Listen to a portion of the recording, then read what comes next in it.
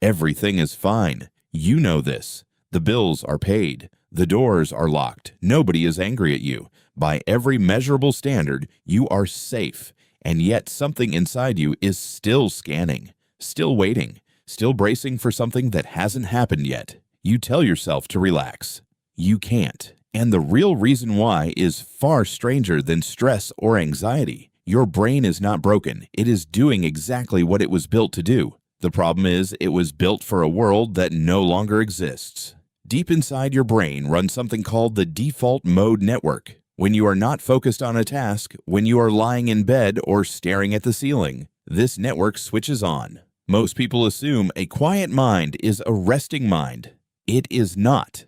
Neuroscientist Marcus Raichle, who first mapped this network in the early 2000s, found the brain never truly rests. It shifts attention inward, and what it attends to, almost exclusively, is the unresolved and the uncertain. It replays what went wrong. It simulates what might go wrong next. Your resting brain is a full-time worry engine. Why would evolution build this?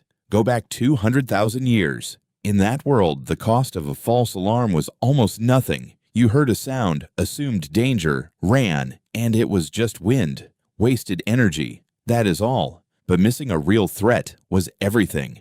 You assumed wind, a predator took you, and your genes ended there. So the brains that survived were not the calm ones. They were the ones biased toward threat, toward scanning, toward assuming the worst until proven otherwise. Psychologists call this negativity bias. It is not a flaw. It is the most successful cognitive strategy in your species' history. Now add a second layer. Psychologist Martin Seligman's famous experiments showed that when humans and animals experience danger they cannot control or predict, they eventually stop trying to escape it at all. He called this learned helplessness. The modern world is full of exactly this kind of threat. You cannot control the news, the economy, or what people think of you. Your ancestors faced physical, solvable dangers. You face abstract, invisible ones with no resolution. Your threat system was built for lions. It is now running in a world full of things it cannot grab, fight, or outrun. The result is a nervous system permanently braced, waiting for a resolution that never arrives.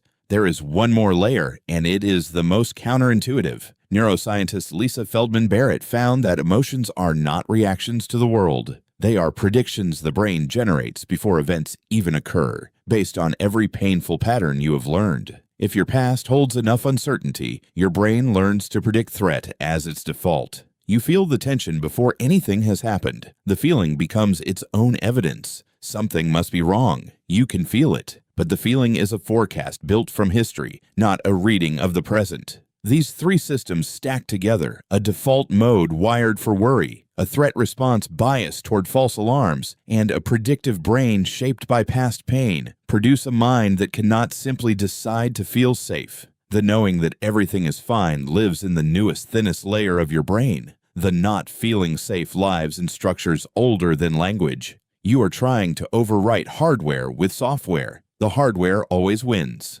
Tonight, when the quiet settles and something in your chest still won't let go, you will know what that is. It is not a flaw. It is a 200,000-year-old system that kept every single one of your ancestors alive. It just never received the update that says you made it. Everything is fine. You made it. You are safe.